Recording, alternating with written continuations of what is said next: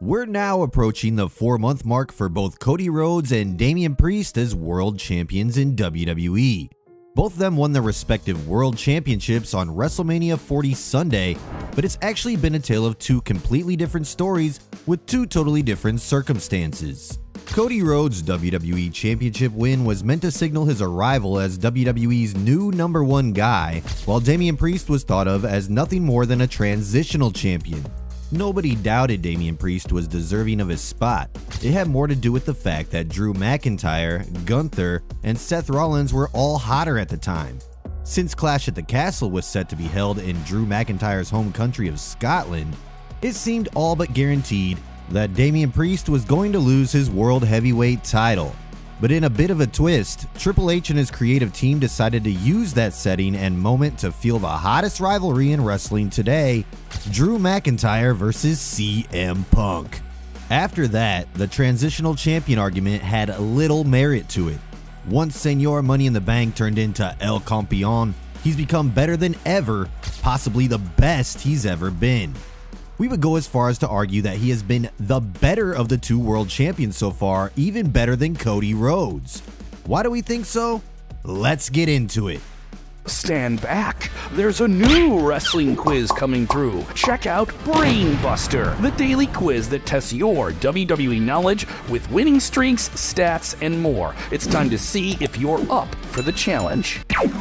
Like we said before, the circumstances surrounding Damian Priest and Cody Rhodes' world title reigns couldn't be any different. Context is key, so we should acknowledge the fact that the expectations for Cody Rhodes as WWE champion were sky high, while the expectations for Damian Priest, not so much. People don't really expect much from so-called transitional champions, so that alone made it a bit easier for Damian Priest to surpass the hopes that people had for his title reign.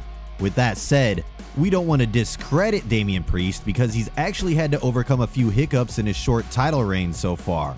The story is being told that while Damian Priest has been the undisputed Judgment Day leader in Rhea Ripley's absence, he doesn't actually want the Judgment Day's help in his matches. Despite this, every title defense of his has been riddled with some interference or the other, leading to a direct conflict of interest. As Damian Priest continues to prove himself as a legitimate world champion, he hasn't been happy with the interferences in his title matches.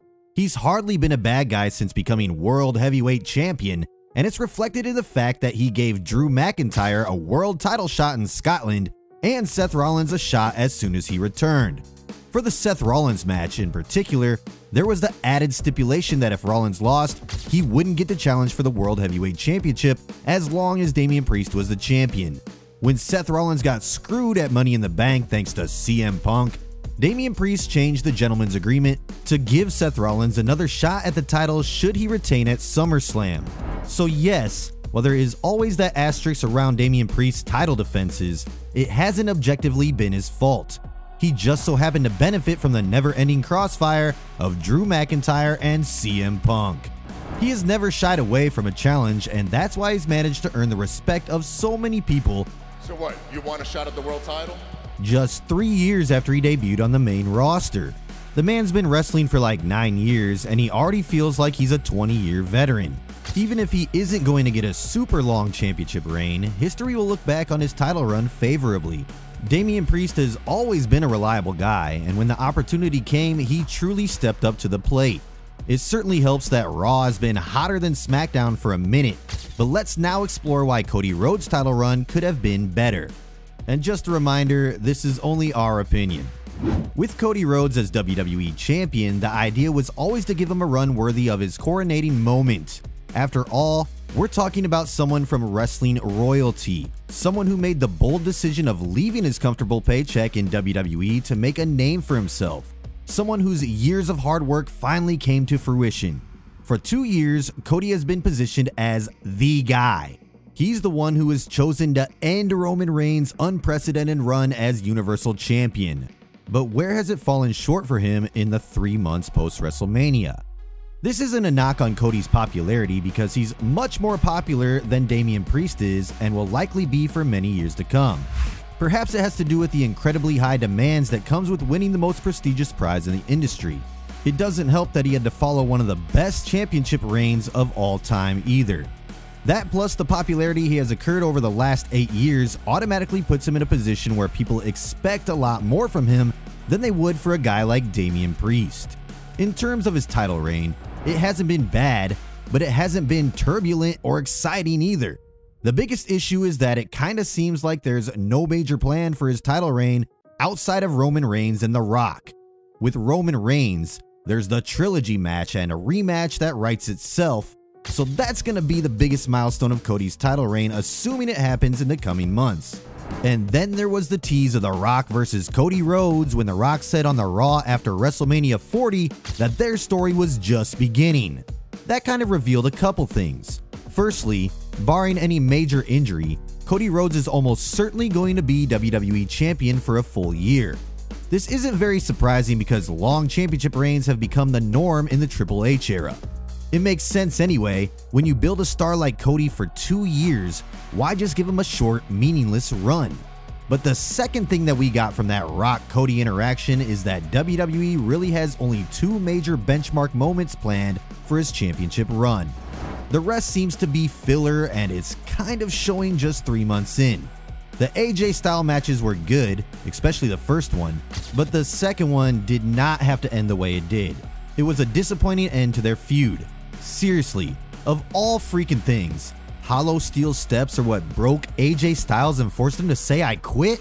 Come on! Triple H's approach involves a consistent, structured way of storytelling with the aim of a bigger payoff, but the trade-off for this is that it involves a lot of predictability. The game is in it for the long haul, and to his credit, it's one of the biggest reasons why WWE is red hot right now. That's why we saw the Bloodline feud, the 6-man tag team match at Money in the Bank, and Cody getting pinned by Solo Sikoa. It's all likely ending up to Roman Reigns' big return. The strategy seems to be to occupy Cody with one feud for a few months. This could work, but a bit more needs to be done to build up excitement for it. The best example of this is his match against Solo Sikoa at SummerSlam. Solo not being ready is a different story, but it's kind of disappointing to see Solo in that spot instead of Roman Reigns in the main event of SummerSlam. It's not a good idea to build a championship reign off of just 2 major matches, especially when the title run is possibly going to last for a whole year. We've seen Cody in 2 rivalries so far, and it hasn't been the most exciting championship reign. It's not his fault, but WWE needs to start putting more effort into the feuds that we know Cody will win, because if not, his run will continue to be underwhelming. The main reason why Damian Priest has arguably been a better champion is that the expectations weren't as high for him to begin with. But his character at the moment is also progressing a lot more than Cody's, so that makes it exciting knowing that he could potentially be slotted into becoming a good guy and potentially splitting from the Judgment Day. There seems to be a plan in place for how the rest of the year could go for Cody, but it's not very clear.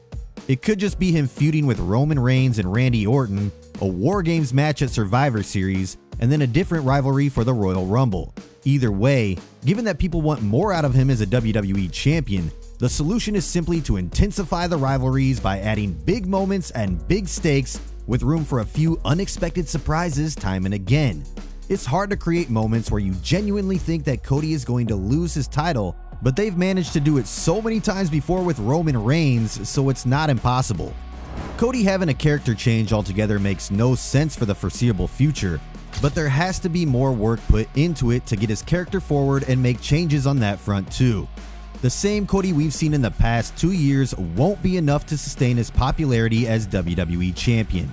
It's gonna be interesting to see how history remembers Cody Rhodes' reign. Thank you for watching.